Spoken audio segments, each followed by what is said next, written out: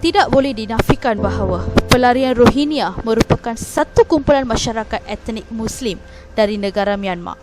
Golongan ini merupakan yang paling ditindas dan mengalami penganiayaan. Hampir 78% isi keluarga hidup di bawah garis kemiskinan. Adakah anda tahu siapa itu Rohingya? Golongan pelarian Rohingya ini menetap di negeri Rakhine, iaitu salah sebuah negeri termiskin di Myanmar. Akibat daripada konflik yang berlaku di negara Myanmar, golongan pelarian Rohingya sering ditindas dan dibunuh. Hal ini menyebabkan golongan tersebut melarikan diri dan mencari tempat pelindung yang selamat di negara-negara jiran seperti Malaysia, Bangladesh, Arab Saudi, Pakistan, India, Thailand dan Indonesia. Golongan pelarian Rohingya ini terpaksa menetap di Malaysia selama bertahun-tahun disebabkan penganiayaan yang dihadapi oleh golongan ini di negara asal iaitu Myanmar.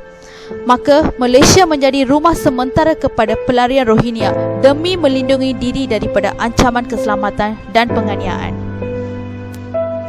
Jumlah pelarian Rohingya ini dapat dilihat pada tahun 2018 di mana bilangan pelarian Rohingya yang berdaftar dengan UNHCR Malaysia adalah seramai 152,900 orang.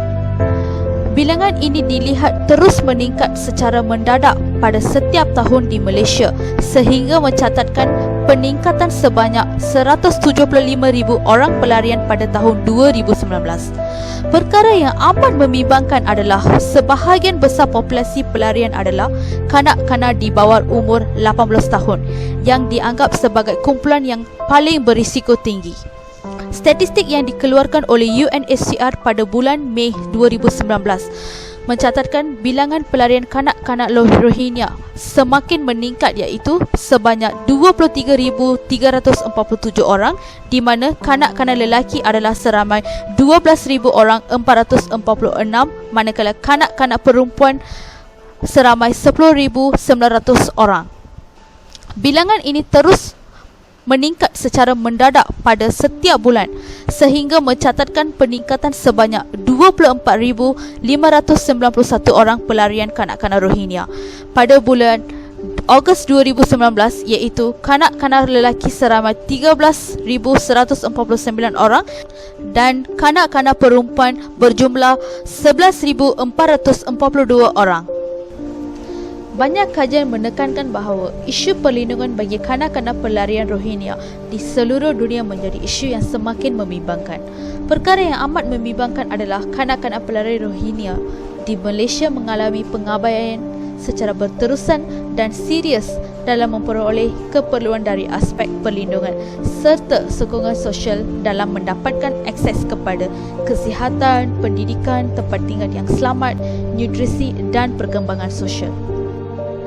Kanak-kanak pelarian Rohingya tidak mempunyai tempat tinggal yang selamat dan selesa dan mereka terpaksa tinggal dalam keadaan yang penuh sesak dan sanitasi yang tidak memuaskan. Golongan ini dinafikan untuk mendapatkan akses kepada pendidikan awam dari sekolah-sekolah kerajaan. Walaupun telah menetap di Malaysia selama lebih dari 2 dekad, golongan ini hanya mendapat meneruskan pendidikan di beberapa pusat-pusat pembelajaran yang dianjurkan oleh NGO. Kanak-kanak pelarian Rohingya menghadapi pelbagai cabaran dan halangan bagi mendapatkan akses kepada penjagaan kesihatan daripada pihak hospital dan klinik kerajaan. Beberapa agensi-agensi bukan kerajaan seperti Mercy, UNHCR, Islamic Relief dan sebagainya menghulurkan sokongan sosial kepada kanak-kanak pelarian Rohingya dari segi sokongan emosi, sokongan instrumental dan sokongan informasi.